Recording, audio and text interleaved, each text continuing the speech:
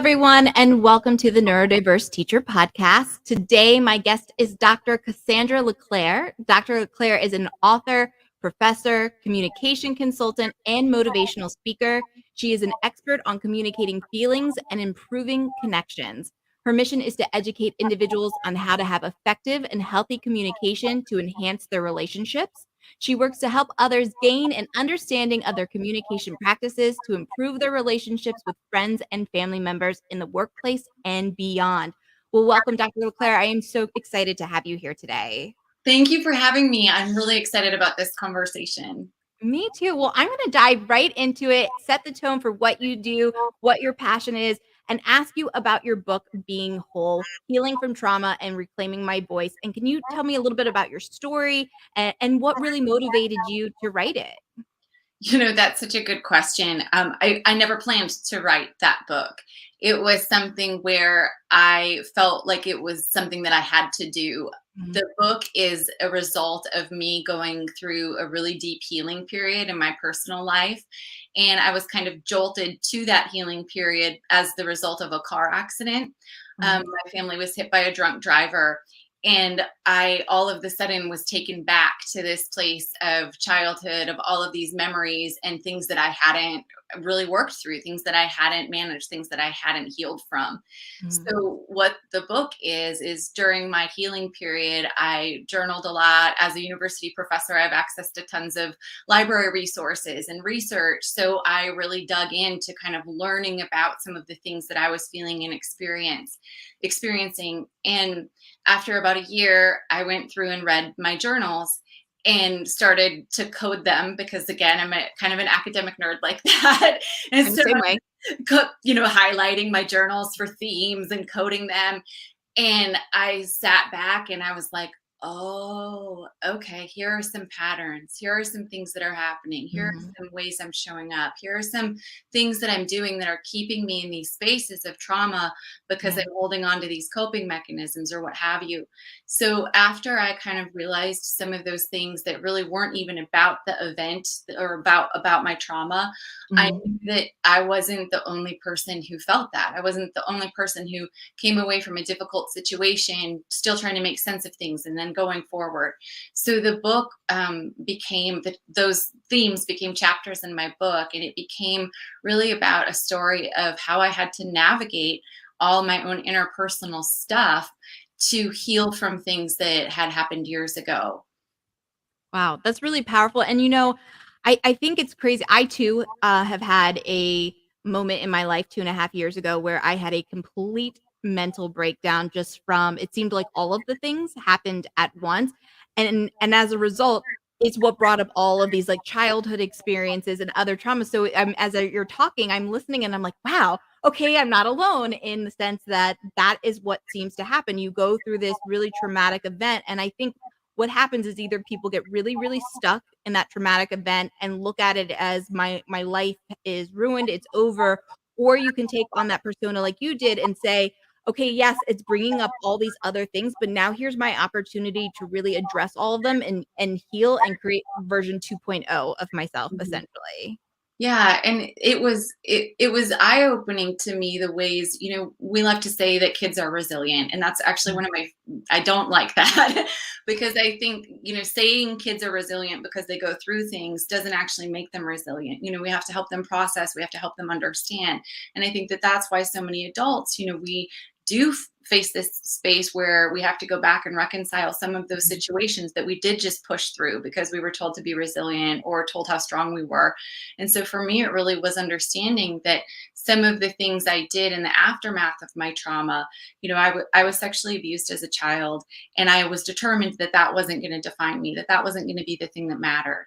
So I did things like, really achieving so that I could feel a sense of self-worth, or people pleasing to get other people to like me.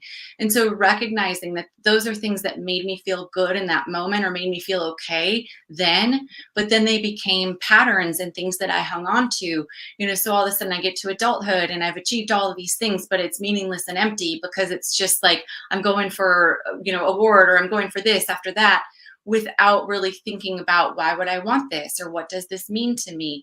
And so I think a lot of adults if we really sit and process and think about our lives, it's like, okay, who am I? What do I want? Where are my needs? Where do they come from? And so often we're kind of living under this reality that we've created from all the events that have stacked up that we haven't really moved through. Absolutely, and I'm sorry to hear some of those things that you went through, but I love that you have this kind of positive outlook of realizing what you have to do to navigate these things and heal it. And I'm gonna go back to this concept that you said about how children are not are n or, we say that children are resilient, but I agree with you in the sense that it's not that they're resilient. I think a lot of children think that, "Oh, this is normal," because there's nothing to compare it to in their life, and so it's not until later as an adult that you go, "That was not a normal experience," or "This was really impactful or really scary," or whatever it is. And now you're having to unpack that trauma from a childhood perspective as an adult. And I Hmm. think so we try to give kids a lot of credit or be like, "Oh, this isn't gonna impact them," but maybe not in this moment, but it's something that could be something that's incredibly impactful later in life. Or like you said, you started to almost create these other forms of validation to compensate for those Hmm. aspects in your life, and then could that lead to unhealthy habits or a lack of sense of self or identity? And I'm going down a whole rabbit hole, and I No, could, but everything these you're are the saying, things it's that exactly how I feel about it too. And so often it is, and that's what I say to adults. It's like, well, how did that resilience work out for you? Because yeah. if we just say that, and so I think we're getting better at understanding.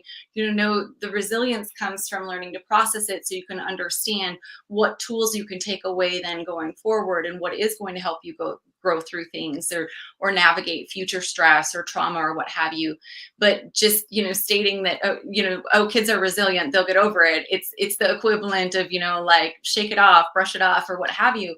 And I think that comes from us not having, kind of some of the emotional language that we see more now, not having those kinds of conversations, just generationally shifting a bit. So I really hope that we are equipping children more to really recognize, this is an adult's job to help them through those things. Because as you said, from a child reference, you might know that something's off, or you might not know it's abnormal, but you just know that that's your life, or you just know that, okay, I'm supposed to go forward.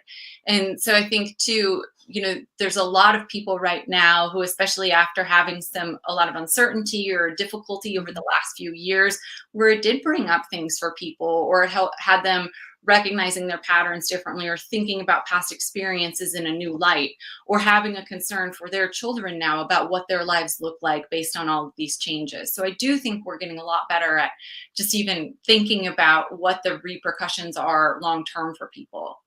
I agree. And I think definitely we've come a long way, even just from when we were younger, because there was always that Mhm. mentality of you're fine, kind of suck it up and deal with it. And I think mental health still has a very long way to go, but there's Absolutely. definitely a lot more awareness and understanding. And I see parents being way more open with getting help and support for their children. I have my children both have a therapist, and it was more because I felt like they needed to have that space, and not for any particular reason or event that occurred other than it would be good for them to have it. I think everybody should have a therapist and somebody to talk to. But I'm gonna ask you your opinion. I'm gonna go off on a sidebar here and ask you your opinion on something related to this, because this has been something that has been coming up a lot in my work, and it's this concept of resiliency. And I have seen so often now that, kids do go through difficult situations, and parents, I think very much so, I don't know if it's because it's our generation of not wanting kids to have to go through and experience things in a negative sense, and so they really are trying to protect their child from some of those hard and difficult feelings.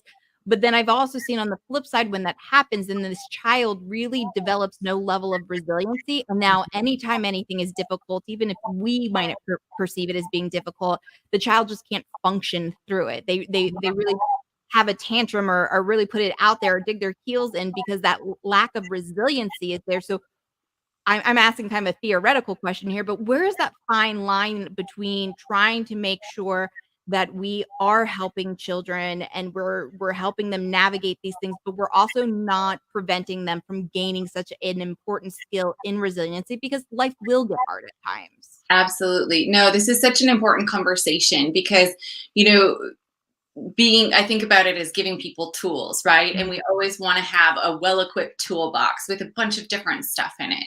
So when Mhm. we're talking to kids and helping them through whatever they feel is difficult, or if it is a situation that is stressful, that's the first step, right? Is even having Mhm. that conversation. And that isn't something that has happened, historically in a lot of families.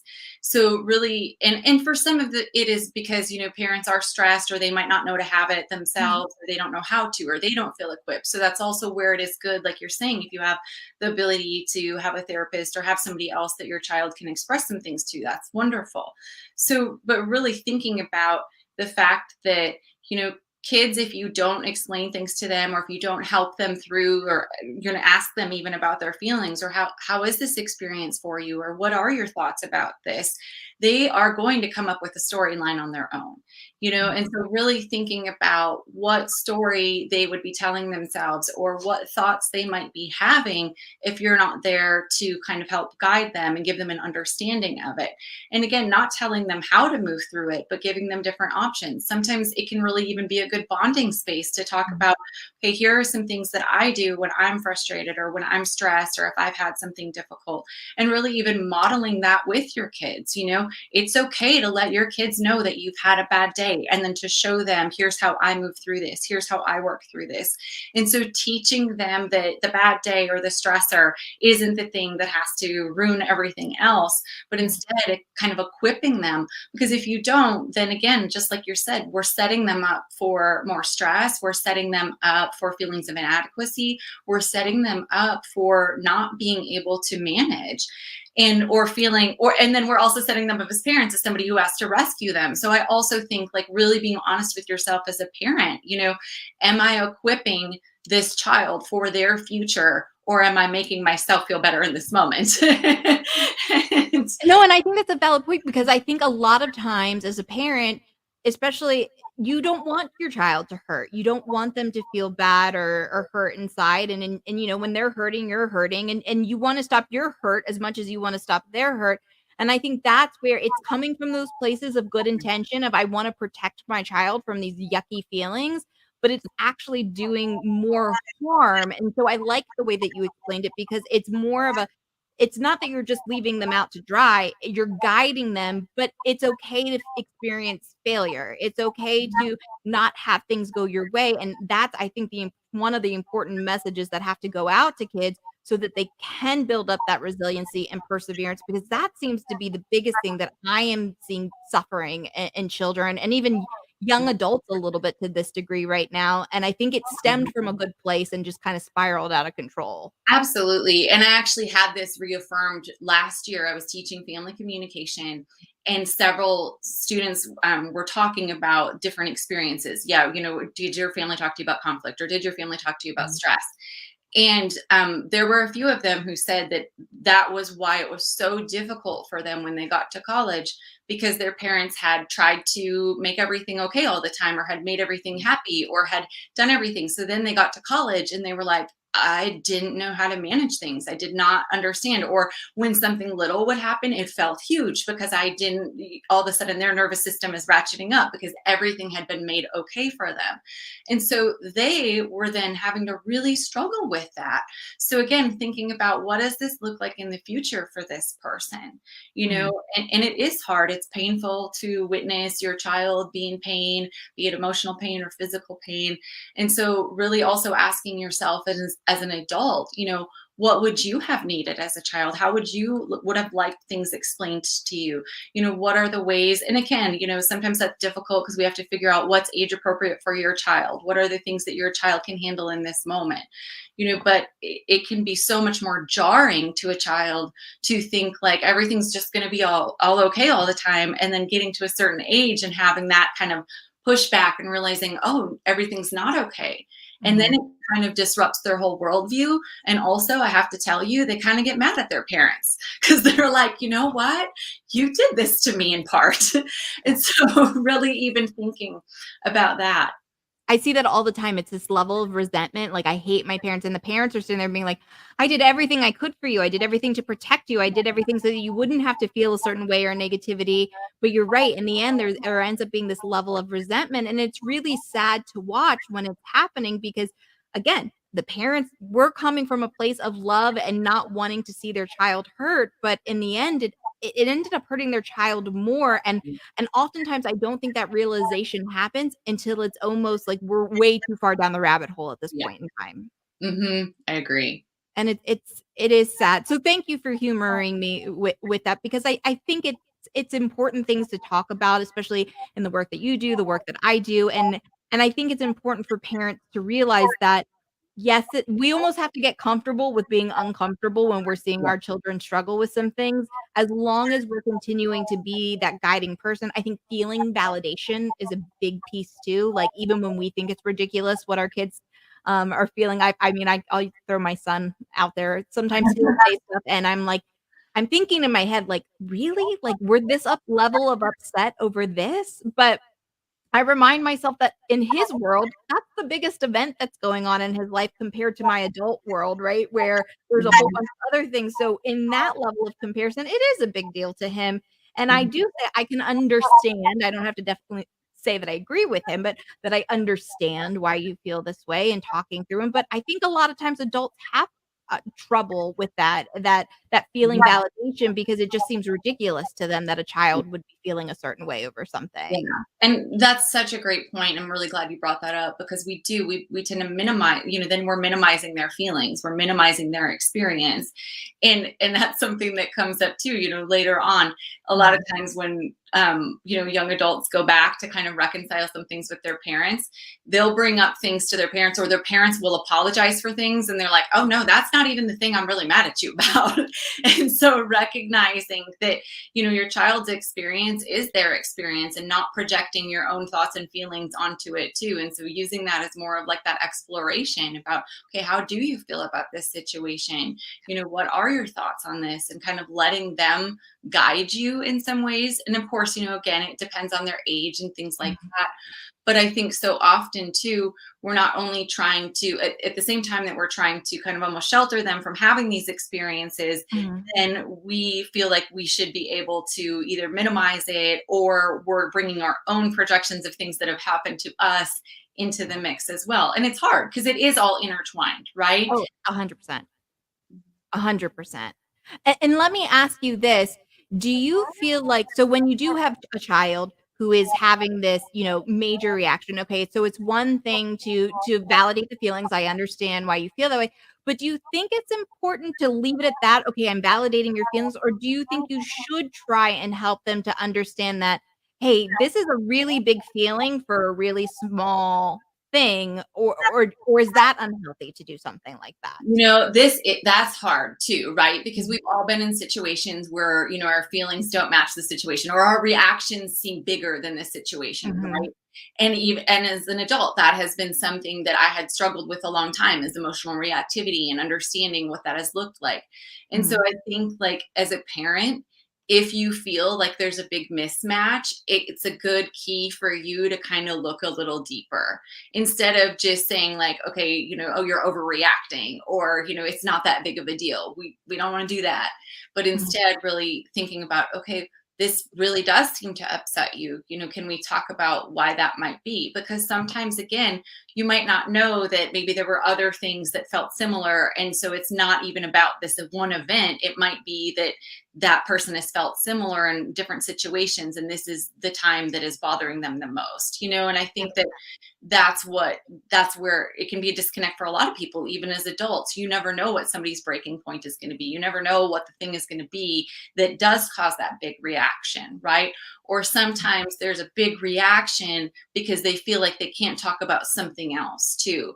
So really trying to understand, where can that come from? And again, kids also, I think, really it's like what you were saying too, they don't want to feel alone in this. And sometimes kids do feel like they're too much or they feel and that you don't want them to start there, right? As though their emotions are too much and then they shut it down.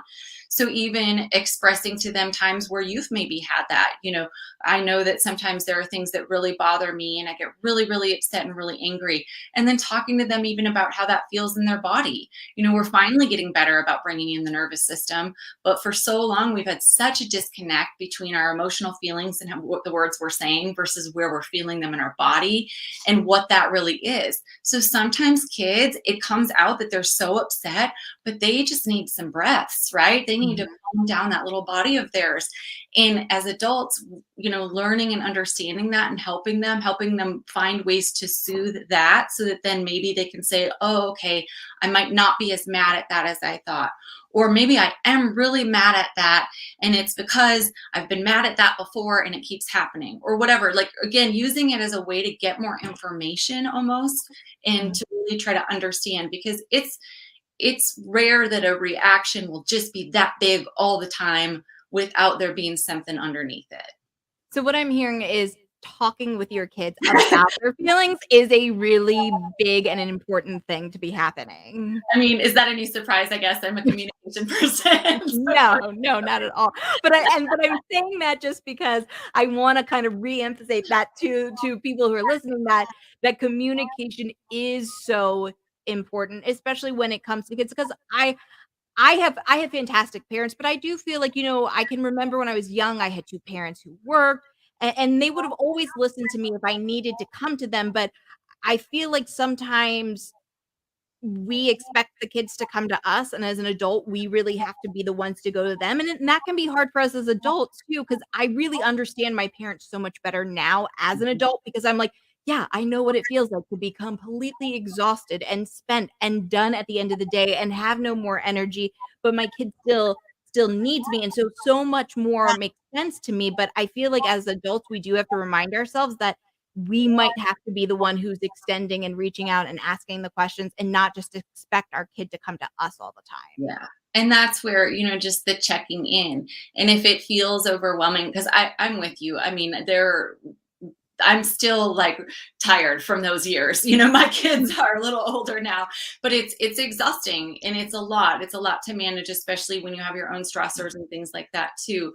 So, even if you feel like, okay, I can't open up the conversation, there are so many different ways that you can have check-in systems. I've had students talk about how their family would just say a number every day. What's your number? Okay, where are you at on this? Or what's your color? Or whatever it is. And so knowing then, like, if you were above a 5, maybe that's something we needed to talk about, or giving people then that opportunity so they always know it's there. Because sometimes too, it's that kids just need to know that you are there, and that this is something that's okay for them to come to you. And I know most parents are like, well, of course they should know that. I'm their parent. But you know what? They see you being tired. They see Yeah. you being stressed. They see you and they don't want to add to that. Or they feel, that maybe this is something that they should be able to manage. And so just even that checking in, or again, being transparent. And sometimes again, it's difficult. But when my kids were little, we would sit and I'd be like, why don't you tell me about your day? And we couldn't talk. Like, I was overwhelmed, they're overwhelmed. I was like, so why don't we draw pictures about it? Draw a picture about your day. I like Or that. tell me what color is, you would describe your day as, because a lot of times we think about colors in terms of emotions, just, like the movie Inside Out. And so Mhm. really even finding different ways, if you're too exhausted, to give them outlets, because then what can happen is then maybe one day when you forget to ask, your kid gives you a picture and they've drawn their day for you, or they come and tell you their number, or whatever it is, right? Mhm. And I Mhm. think that this is where too, being, able to recognize that each of your children are going to be different. Not everyone is going to do it in the same way. Not every child has the same comfort level with even talking about their feelings and emotions, or understanding that. I think that's so important, because so often as parents, we want to treat every kid the same, or we want to make sure we're being fair, or whatever that is.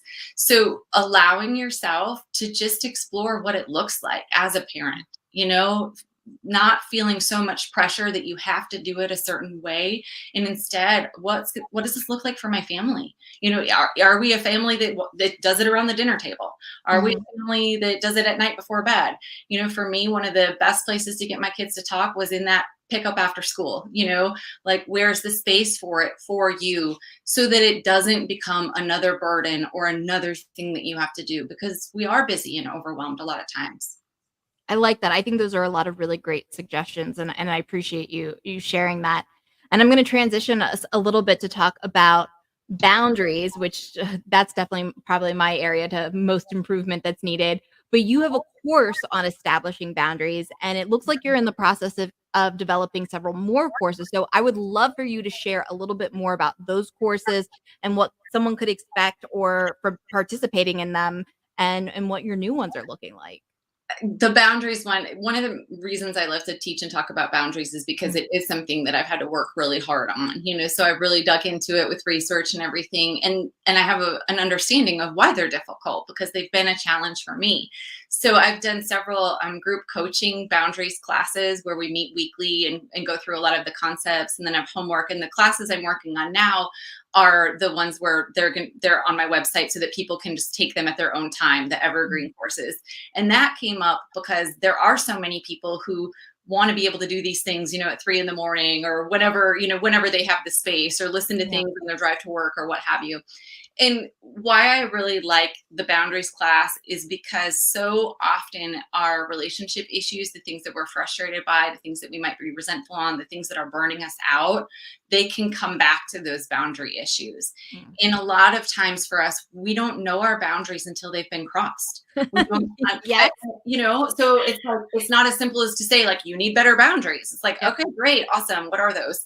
No, and I'm laughing because I shared with you about 2.5 years ago, I finally hit my mental health limit, and it really, I think when it comes down to it, it was a boundaries issue, and it wasn't until I hit the wall that I even knew. And I mean, on the flip side, now that I've had that happen to me, I sense what those boundaries are. I see warning signs and recognize enough. But you're right.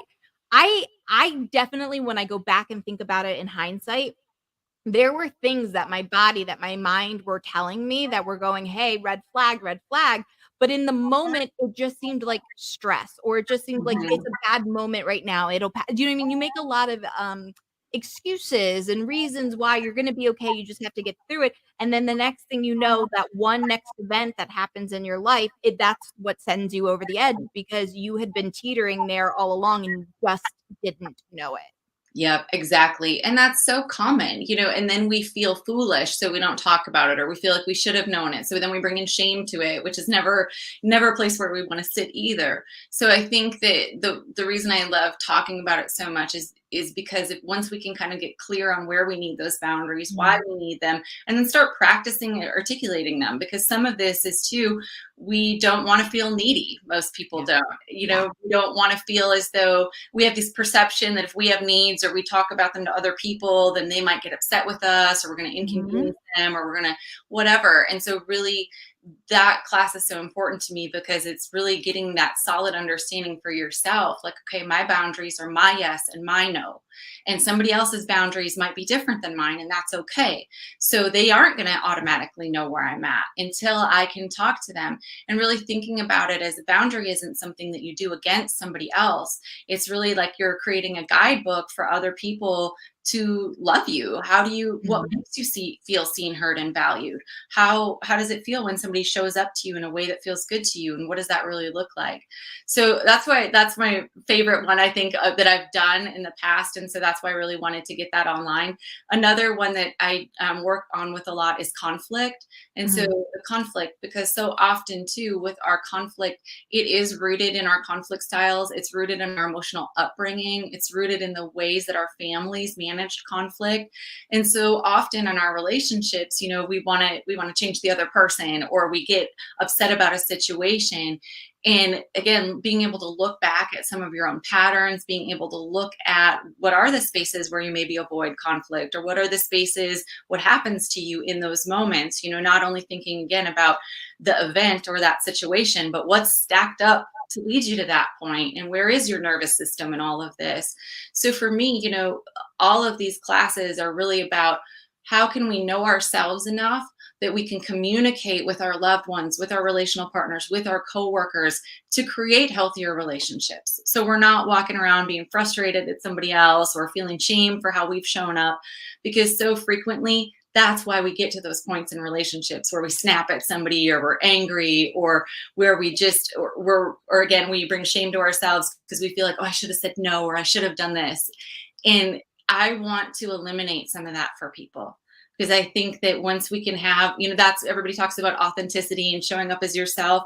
We Mhm. can't do that if we don't know who we are. And we're not taught that. We just show up in the world, right? So Yeah. it's like, really, it's okay. And to me, that's the ultimate form of self-care, is Mhm. really being able, I can't care for myself if I don't know what some of these things are, if I don't really know how I'm showing up, if I don't know my patterns.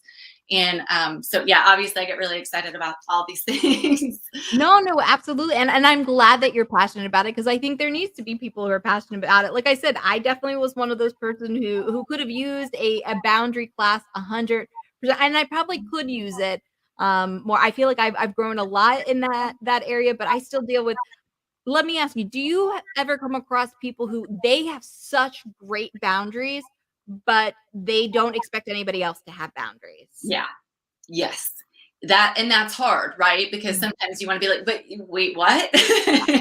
And it can be confusing. And so this is where, boundaries are so much easier to stick to if you know why you're setting them.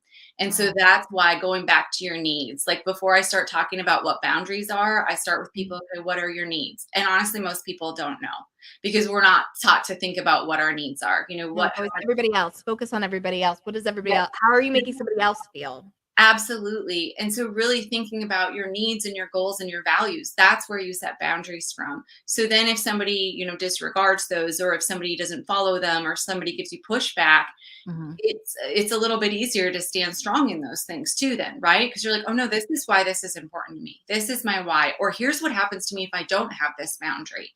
And so, instead of just like throwing out boundaries or saying no to everybody, really understanding where they start for you, and then recognizing and using that as information. Okay, yep, this person doesn't respect my boundaries. So now I have some information. What am I going to do with that? Okay, am I going to continue to be okay with this person not respecting my boundaries? And if you decide you are, then you can't keep getting mad about it. Okay. So, like, also Valid. taking some ownership in that, right?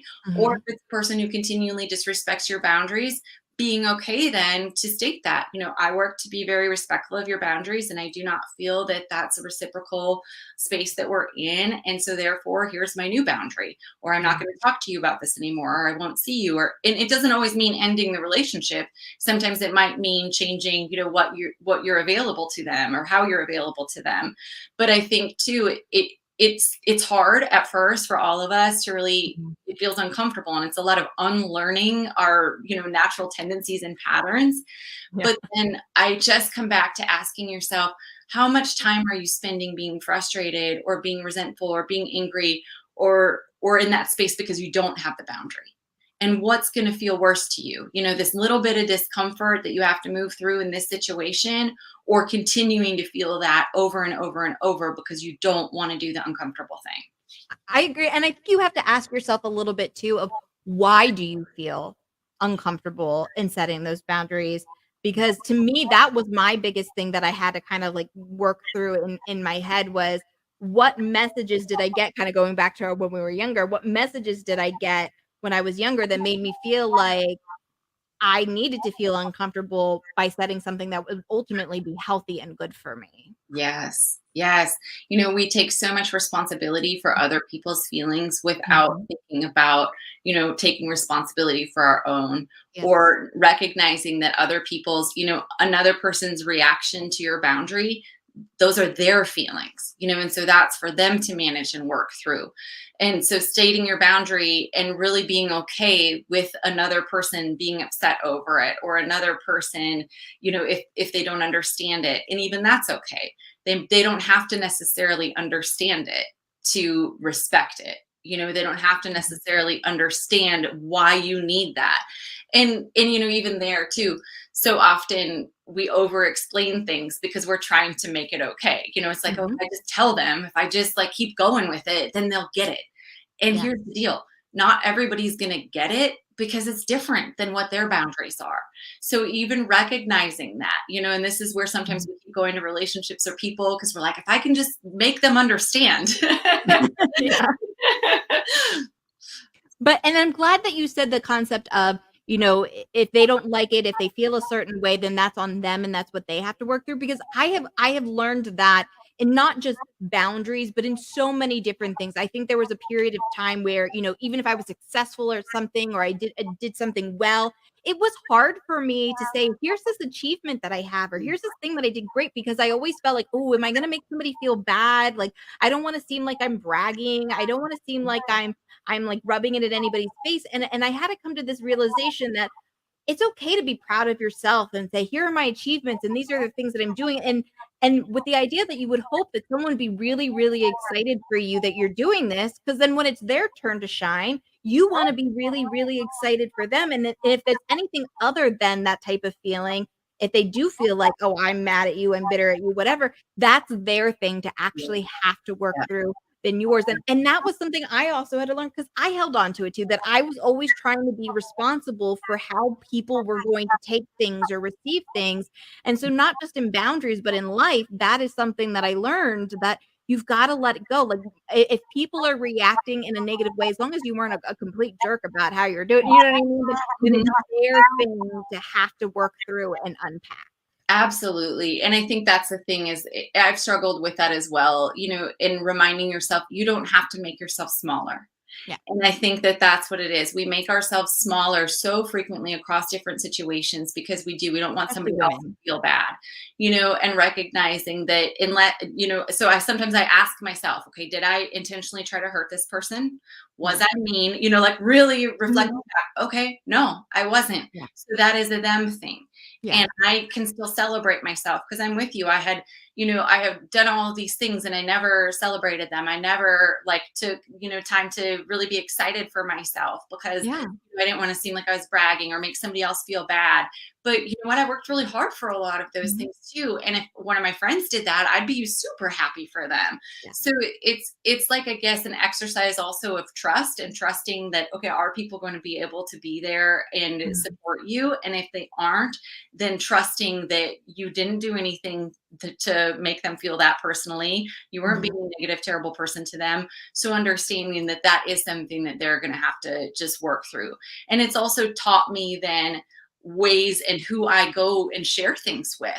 Like it's taught me, oh, here are the people that, yep, if I have something that happens, they're going to be up here cheering me on, so excited. And Mhm. it's really cool to be able to be in a group of people who that's what you're doing. You're celebrating each other's achievements, you're building each other up. And there's not this space where anyone has to kind of couch it or feel like, oh, it's not that big of a deal, or, it doesn't really matter that much, or whatever phrases that we say, instead of Yeah. really being able to celebrate yourself and recognize that if we don't do that, especially as adults, you got to throw your own birthday party. Like, Absolutely. And it's been I was talking with a friend of mine the other day, and we kind of were a similar topic of this, and she made a really valid point to me. I'd be interested to hear what you think. She goes, I think a lot of this, especially with women, not to say that men don't go through this too. I don't want to invalidate anyone, but I think especially with women, this is a common thing that happens because for a long time, women were really petty about different things. And I think it was almost a defense mechanism that we all created to kind of minimize our successes, because it was hurtful to have people talk bad about you behind your back or bring you down when you were on a high. And we were thinking, where did this come from? Where did this stem from? And it hit us like for a long time, women, didn't have as many opportunities as men. There was one opportunity for 100 women, and so we all had to kind of claw at each other to have this opportunity or to take this opportunity. And somehow that has just been ingrained, and it's almost a generational thing now that has been passed down, and it's continued. And we have to learn to overcome it and really celebrate each other so that when it's our turn, everybody is celebrating us too. But it's like we have to break this cycle that has been going on for so Yeah. long, because it's like this natural inclination to just go, I'm bitter, or I'm angry, or I'm upset, or I'm going to bring somebody down. But it's really our own inner feelings that are driving that, and not Mhm. because that person did anything wrong. If anything, they should be celebrated. Yeah, we're stuck in a scarcity model over it for sure. Mhm. And it's like if you have success, that doesn't mean that there's then no more success left for me. And Yes. really being able to reframe that. It's not something where, oh, this was the only way to achieve success, and you know what? She already did it, and so I just have to be mad at her because I didn't get it, or I that didn't work out for me. And I do think that it stems, historically from, really having to make a place for ourselves as women. Again, not to invalidate anyone, because a lot of different people experience this. Absolutely. But I think too, just recognizing, when those feelings bubble up for you, I have to ask myself this, am I in a scarcity model with this? Mhm. Or, is this something that I really feel about this person or about this situation? And if so, why? And really understanding too, like, sometimes too, that those feelings come up because you do want more for yourself. You do want a different achievement, and that's okay to have that reflection and be like, okay, but instead of being mad at that person, then using them as inspiration. Oh, okay, wow, that person did that. I'm going to cheer them on, and I'm going to understand, well, maybe I want that for myself. Maybe I want something similar, or I'm going to work in this other area. And two, like you said, the beauty of that wonderful support and that true empowerment of somebody else is they're going to turn that back on you then, and thinking about how good that feels when we're working to build each other up. We can be so much more powerful, not just for one another, but for the collective society, when we have that knowledge that there are multiple ways to have success, there are multiple ways to have happiness, right? And Mhm. even understanding, like, being happy for someone with the ways that they've achieved something, and then thinking about what that looks like for you, or how you want to frame that for yourself. For some people it's professionally, for some people it's personally, and I think we really have gotten into that comparison space too. And instead of thinking that somebody else's experience has to be our own, like, that is their experience, and I can have my own experience with, 100 it. 100%. Well, let me shift here. Let me ask you. So I know you also have a podcast which is titled Being Whole, just like your book. Where can listeners tune into that, and what can they expect to hear if they do? It's on Apple Podcast. It's on now I'm going to blank out all the places podcasts exist. That's what I always say. Anywhere you listen to a podcast. Anywhere, whatever your podcast platform is. It's also on YouTube, because mainly I think my mom probably watches it on YouTube instead of podcasts. I love it. But really, that one, I like to joke that my podcast is a marketer's worst nightmare, because if you look at, like, the guests I've had, they don't make complete sense. It's not all wrapped up in a bow. And what it is it's a bunch of different people from various walks of life and, Mhm. experiences, histories, talking about the things that they've gone through. Some people talk about it professionally, their journey. Some people are talking about it personally, the things that they've gone through. But my goal with the podcast was really to just build a platform of a bunch of different stories of the ways people move through life. Yeah. So that, somebody could listening, they might resonate with one story, or they might take a tip or a trick away from another person. And really to just keep building on this idea that we don't all have the same experiences. Okay. We don't all have the same understanding of our experiences, but by gosh, we are all going through something. Yeah. So the ways that we can move through things and understand and have understanding for what that looks like for people, like, that's what really the podcast is about. So it's different every week. Like I said, that's why marketers are like, you need to choose. I'm like, no. I think there's something beautiful in that, because you get to hit on everything, and it doesn't limit you. If there's this great guest or this great opportunity that comes up, you get to be like, yeah, come in. This is what I want. So I'm with you. I feel like sometimes we work so hard to stay inside boxes and we need to be outside of them every now and then. Yeah. Well, and it's called being whole because for me too, a lot of being whole is, I had to recognize all the different ways I needed to Mhm. nurture myself. We get out of balance a lot of times. We go all in certain areas. And so I like the ways that different types of people are talking about the ways that they keep themselves whole. What does that really look like for you? Or how has that gone when you haven't prioritized that for Mhm. yourself or whatever? So it's been a lot of fun just to have those conversations. And I've learned a lot myself too. And I think the thing that's beautiful about your podcasts like this, is it's giving people a space to recognize that they're not alone. And That that's what so yes. much this is. Thank you, because that is my biggest thing with mental health, with neurodiversity, with everything. I think people just feel alone because for so long we were told, "Don't talk about it, don't tell anybody, you're fine." And then we just felt like I must be the only person who's going through this when everybody is going through something, maybe to different varying levels, but everybody is going through something. And the only way for us to break down and not feel alone is for us to talk about it. So thank you for Absolutely. saying that. I appreciate Yeah. that. No, and that's why I'm so appreciative of you having me on and just this space that you've created. Because I think too, especially when we think about, neurodivergency is now becoming something that we're talking about, right? Or it's a little bit more in the mainstream or what have you. You can watch TikTok and learn more about it. But the Make sure reality, some creditable people. There's a couple right, of people right. on there who I'm like, "Oh, well, Yeah, stop. Don't stop exactly. making videos." Other people, I'm like, "Yes, keep making videos." And but that's the thing, like thinking about the spaces where people have felt alone. Mhm. People, I when we first met, I told you how I didn't even know I had ADHD until I Yeah. was like 32 years old. And Mhm. thinking about all of the ways that I had coped and managed and felt alone or felt lazy or stupid or all of these different things that I attributed to myself because I couldn't figure it out. Yep. And having these conversations and helping even one person feel less alone or having one person identify with, oh yep, that makes sense to me, then that's golden. That's all I want.